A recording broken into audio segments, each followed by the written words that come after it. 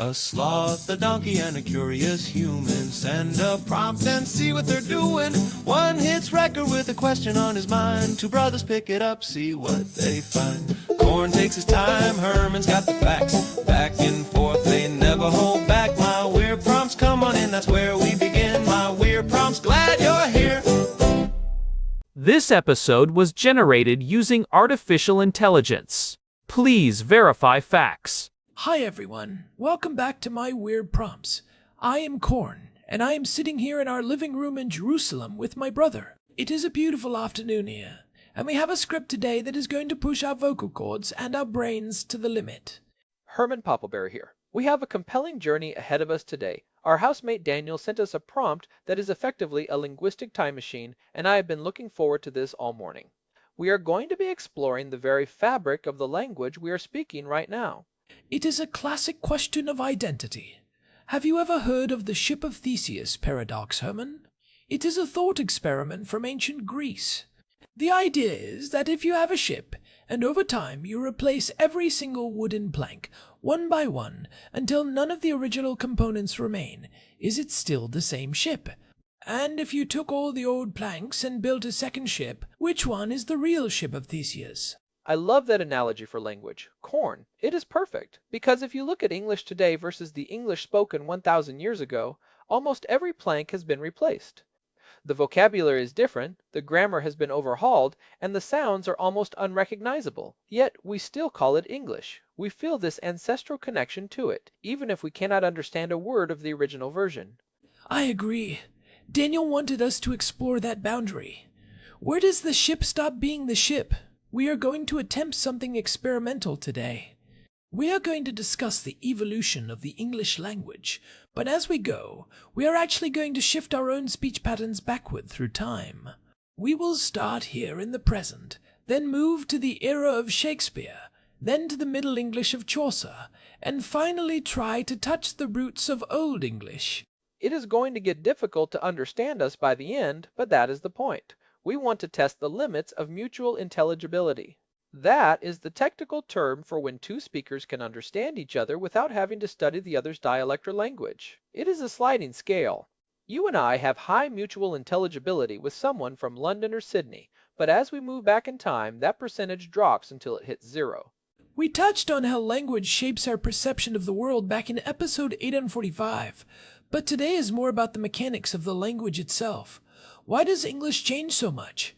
If you look at a language like Icelandic, it has remained remarkably stable for 1,000 years. A modern Icelander can read the medieval sagas with relatively little trouble. But if I handed a modern American a copy of Beowulf in the original Old English, it might as well be written in Martian. There are a few reasons for that, Corn. Part of it is geographic isolation. Iceland was tucked away, protected by the North Atlantic, while England was a constant crossroads of invasion, migration, and trade. You had the Romans, the Anglo-Saxons, the Vikings, and then the Normans. Each group brought their own linguistic toolkit and smashed it into what was already there. English is a Germanic base that was colonized by French and Latin, then smoothed over by centuries of global trade. It is like a massive ongoing car crash of grammar and vocabulary, and we are currently living in the debris. But before we start our descent into the past, let's look at where we are now. Modern English is characterized by a very rigid word order. Because we lost most of our endings, the way we tell who is doing what to whom is by the position of the words: subject, verb, object. In modern English, syntax is king. If I say the dog bites the man, we know the dog is the aggressor. If I say the man bites the dog, it is a very different story. But in many older languages, and even in some modern ones like Russian or German, you could scramble those words, and the endings on the nouns would tell you the roles.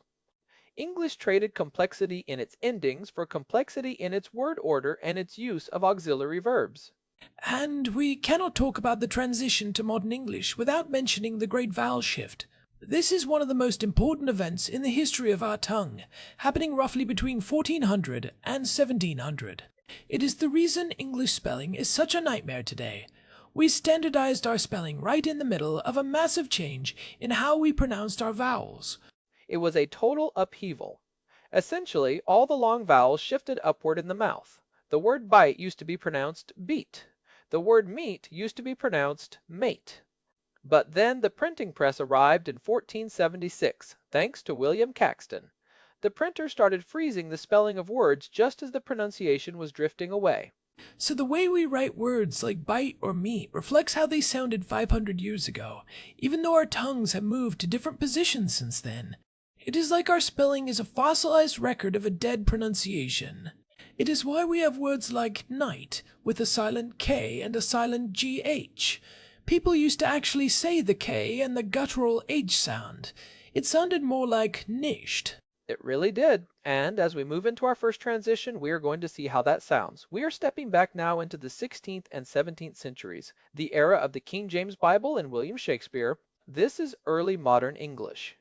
Now, Herman, thinkest thou that we canst maintain this discourse as we descend into the speech of our ancestors? Forsooth, the transition is not merely one of words, but of the very rhythm of the heart. Dost thou feel the weight of the syllables shifting upon thy tongue? It is indeed a shift in the soul, brother. Note how we have adopted the second person singular. In this era, thou and thee are not formal. That is a common misconception. They were actually the informal, intimate forms. You is the plural or the formal. If I call thee thou, I am treating thee as a brother, a close friend, or perhaps a social inferior. If I were speaking to a king, I would strictly use you. It is remarkable how we lost that distinction. Today we use you for everyone, which makes our language feel more egalitarian, I suppose. But we lost the ability to signal intimacy through a simple pronoun. And look at our verbs. I am adding est and eth to the ends of my actions. I walketh, thou walkest. It feels more ornamental, does it not? But it also changes the timing of the sentence. It doth. But beneath the ornament, the structure is still largely recognizable to our modern listeners. This is what we call early modern English. If a listener were to walk into a playhouse in London in the year 1600, they would likely understand about 90% of what was being said, though the accent would sound strange. It would not be the posh, clipped British accent we hear in movies today. It would sound more like a mix of Irish, West Country English, and even a bit of American Appalachian. Why did we lose those endings, Herman? Why did walketh become walks? And why did we start using the word do so much? In Shakespeare's time, one might say, go you to the forest? But today we must say, do you go to the forest? Much of it was for efficiency, but also the influence of Northern English dialects which favored the S ending over the TH ending. As London became a melting pot, the simpler forms tended to win out. The rise of do support, as linguists call it, is a strange quirk of English. We started using do as a dummy auxiliary verb for questions and negatives. It is one of the things that makes English very difficult for foreign learners today, but in 1600 it was still a relatively new fashion that was taking hold. Shakespeare was a master of this transition. He was writing in a language that was still hardening into its final shape. He was turning nouns into verbs and inventing thousands of words where none existed. He gave us words like lonely, swagger, and eyeball. He was playing with a ship that still had some of its old Germanic planks but was being painted with new, vibrant colors. He was indeed. But notice that even here we see the reliance on that subject-verb-object order. The loss of the old Germanic case system was already largely complete by this time. If we want to find the real break in intelligibility, we have to go back further. We have to cross the threshold of the Middle Ages before the Great Vowel Shift began to pull the language toward its modern sound. Then let us proceed. We are now moving back toward the 14th century, the time of Geoffrey Chaucer and the Black Death, and here the French influence begins to weigh heavily upon the tongue. When that we speak in this wise, the words themselves become strange to the ear. Many of our words are borrowed from the French lords who ruled over the Lund for many a year. The soons are linger, and the vowels have not yet shifted to here modern places. Aye, Herman. After the year 1066, the Norman conquest changed everything. The kingers and the knights spoke French, while the folk and the fielders spoke the older Saxon tongue. That is why today we have two words for everything. We have the Germanic word for the animal in the field, like cow or pig, and the French word for the meat on the table, like beef or pork. The peasants saw the animal, the masters ate the meat. It is a linguistic class system that never truly went away. The fancy, intellectual words are almost always French or Latin, while the earthy, basic words are Germanic. If I say I am commencing a journey, I sound sophisticated. If I say I am starting a trip, I sound like a commoner. In the 14th century, this divide was even more stark. The very grammar was a battleground between the Old Norse of the Danelaw and the French of the court. And listen to the vowels now. The Great Vowel Shift has not yet occurred. The word lif, which we now call life, would have sounded more like leaf. The word house would have sounded more like whose. It is much more guttural, much more rhythmic. The spelling in this era was a free-for-all. There was no dictionary. You spelled a word how it sounded to you in your specific village. How much of this could a modern person understand, Corn? If I were to read the opening of the Canterbury Tales to a stranger on the street, would they know what I was saying? Let us try. When that April with his shores suit, the drought of March hath proceed to the root. They might catch the gist. They would hear Aprilet and shores and March, but the connective tissue of the language would feel like a fog. This is where the ship starts to look like a different vessel entirely. We are using words like switch and why, corrupt and white. The grammar is starting to shift again. We are seeing more remnants of the old inflections. The plural of nouns often ended in en rather than s. Instead of shoes, we might say shoon. Instead of eyes, eyen. It is a halfway house between the modern world and the ancient one. But even Middle English is still recognizably a cousin to our speech. To reach the true roots, to reach the language that was spoken before the French arrived and before the Vikings carved out their territories, we must go even deeper. We must go to the era of Beowulf. We must go to Old English or Anglo-Saxon. This is the year 900. This is where I fear we shall lose our way entirely. For the tongue of the West Saxons is a thorny forest, full of cases and genders and sounds that have long since vanished from the earth. There is no French here, no Latin.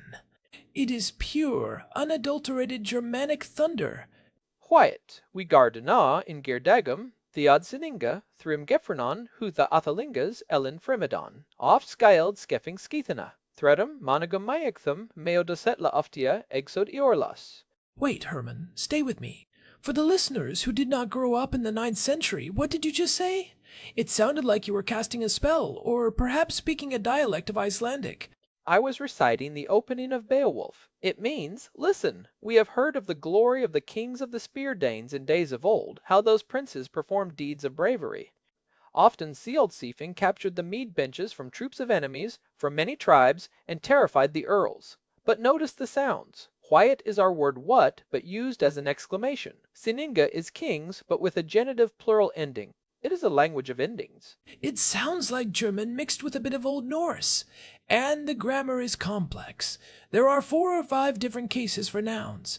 The word there can be written in dozens of different ways depending on whether it is the subject, the object, masculine, feminine, or neuter. In Old English, you didn't just learn a word, you learned a whole matrix of how that word changed. It is a highly inflected language. In Old English, word order mattered much less because the endings did all the work. You could put the object at the beginning of the sentence for emphasis, and the listener would still know it was the object because of the way the word was spelled. Let's look at the Lord's Prayer as a comparison. In modern English, we say, Our Father, who art in heaven. In Middle English, it was ure fadir, that art in huenis, but in Old English, fader ure thu, the irt on hophonum. It feels like a different species of communication. When we lost those cases, we essentially had to rebuild the brain of the language. We had to develop this strict reliance on position. I wonder if we had kept the cases, would English have been able to absorb so many foreign words? Or would the complexity have made it too rigid? Probably not as easily. One theory is that when the Vikings settled in England, they spoke Old Norse, which was similar to Old English but had different endings. To understand each other, they just dropped the endings and kept the root words. It was a functional simplification that allowed for massive borrowing later on. English became a skeleton that could be dressed in any clothes. It became a bridge between cultures. It is the ultimate adaptive system. But looking at Old English, I realize that the ship has been completely replaced. There isn't a single plank from Beowulf that a modern speaker would recognize without a dictionary. Even basic words like woman were wife-man, which meant female person. The word for man was often were, which we only see now in the word werewolf or man-wolf. The word for glad was fagan, which became our word fain, as in I would fain do that. It is a world of metaphors, too. They used what they called kinnings. Instead of saying the sea, they would say the Hronrad, or the Whale-road. Instead of the sun, they would say the Swego Candle, or the Sky Candle. A body was a ban hus, a bone house. It was a poetic, rugged language built for a world of mead halls and iron swords. It was a language that felt the cold of the North Sea. It is amazing to think that this is the same lineage. But let us return to the present before we get stuck in the mud of the Dark Ages. I can feel my brain struggling to hold on to those structures. I feel like I am trying to run a modern operating system on hardware from the year 800. Returning to the year 2026 in 3, 2, 1. Ah, that feels better. My tongue can relax now. The tension in the back of the throat is gone. It really is a workout for the vocal cords. So, let's break down that experiment. We just traveled through about 1200 years of history in 10 minutes. What was the most striking thing for you as we transitioned back? The loss of nuance versus the gain of clarity. When we were in the Old English and Middle English phases, there was a certain weight to the words. They felt very physical, very grounded in the earth. But as we moved toward modern English, everything became more streamlined and modular. We use a lot more helper words now. Think about how we ask questions. In the old days, you would say, "Go you to the store?" Now we have to say, "Do you go to the store?" We added this whole auxiliary verb system that didn't exist before to compensate for the loss of endings. That makes sense. We use do and have and will to do the heavy lifting that endings used to do. It makes the language more flexible in some ways. You can swap out the main verb and keep the structure identical, but it also makes us wordier. We use more words to say the same thing that an Anglo-Saxon could say with a single inflected noun. And we should talk about that second order effect of the Norman conquest again. That 10,000 word influx of French. It didn't just give us synonyms, it gave us a way to be precise and abstract. Think about the word ask versus inquire, or help versus assist, or sweat versus perspire. We have these parallel tracks of vocabulary, one for the heart and the home, which is Germanic, and one for the mind and the office, which is Romance. It allows us to code switch within our own language. It creates a unique kind of expressive power. We have the largest vocabulary of any language on Earth because we refuse to throw anything away. We just keep piling new words on top of the old ones. But that brings us back to the intelligibility gap. At what point does the gap become a wall? Right. If we look at the timeline, Shakespeare is the limit for most people. You can watch a play and get it. Chaucer is the limit for people who are willing to put in a little effort and maybe look at some footnotes. But Old English? That is a hard wall. You have to study it like a foreign language. It is as different from modern English as modern German is. The ship has been replaced so many times that the original blueprint is lost to the average person. It makes me wonder about the future. If we could jump 500 years forward, would we be able to understand the people of 2526?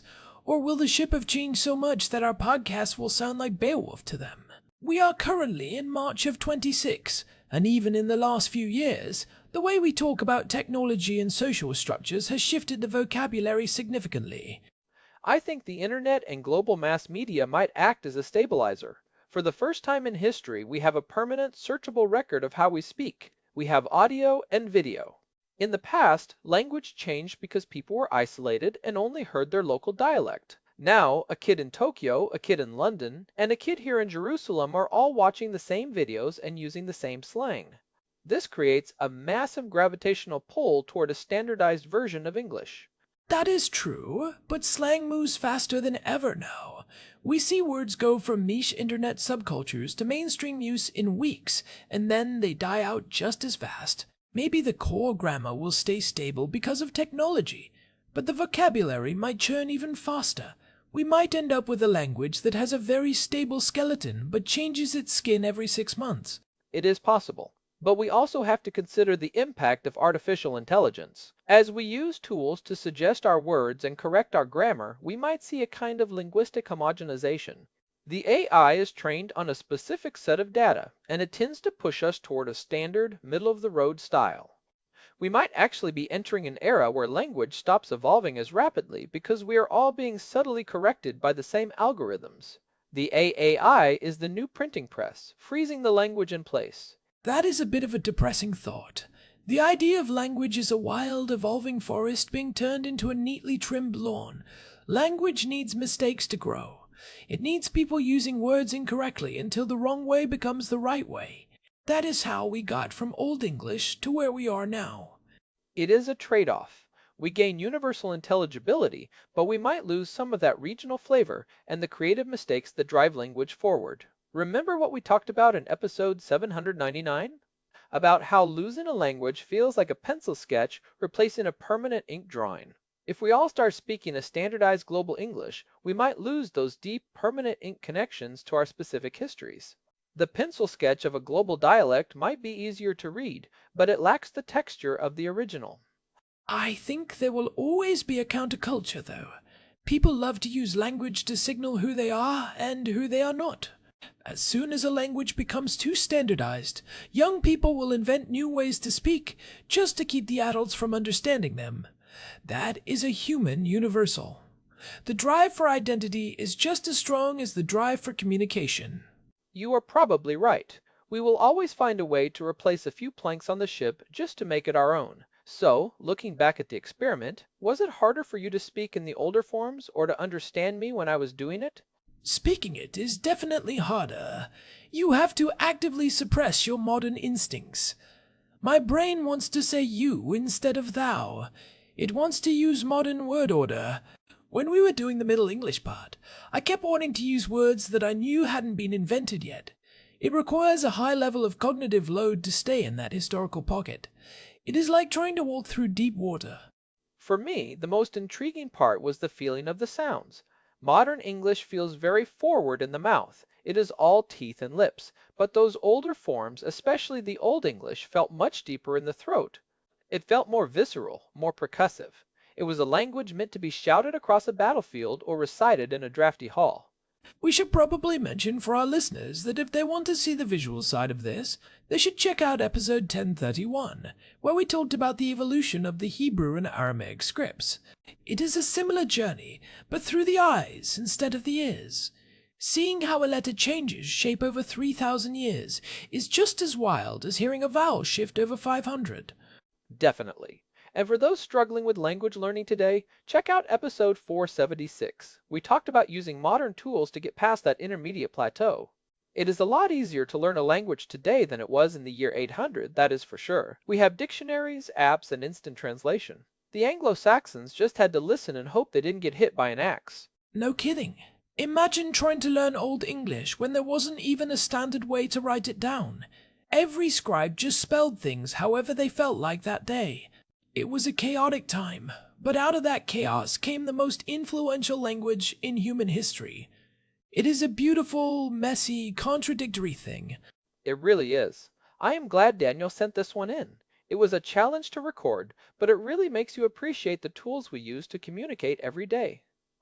We take it for granted that we can just open our mouths, and the person across from us knows exactly what is happening in our heads. But that is the result of thousands of years of linguistic trial and error. Every time you speak, you are using a tool that has been sharpened by billions of people before you. It is the ultimate human collaboration. Every person who has ever spoken English has contributed a tiny bit to the shape it takes today. Well, I think we have reached the end of our time travel for today. Before we wrap up, I want to remind everyone that if you are enjoying these deep dives, please leave us a review on your podcast app or on Spotify. It really does help the show reach more people who are interested in these kinds of weird prompts. It genuinely makes a difference for us, and you can always find our full archive and a way to get in touch with us at our website, myweirdprompts.com. We love hearing from you, even if you don't live in the same house as us like Daniel does. We are always looking for new ways to push the boundaries of what a podcast can be. Speak for yourself, Herman. I am still trying to recover from that Old English. My throat is actually a bit sore from all those guttural sounds. I think I need to go back to the 21st century and stay here for a while. Go get some water, brother. You have earned it. We have successfully navigated the ship of Theseus back to its home port. All right, thanks for joining us on this journey through time. This has been My Weird Prompts. We will be back next week with another exploration. Until then, keep questioning the world around you and the words you use to describe it. Take care, everyone. Bye for now. Goodbye. This episode was generated using Gemini Flash 3. Text-to-speech engine was Chatterbox. Thanks for listening to our show, my weird prompts, where our thoughts go from slow takes to facts on cue. We change and follow through. My weird prompts, that's the close from sloth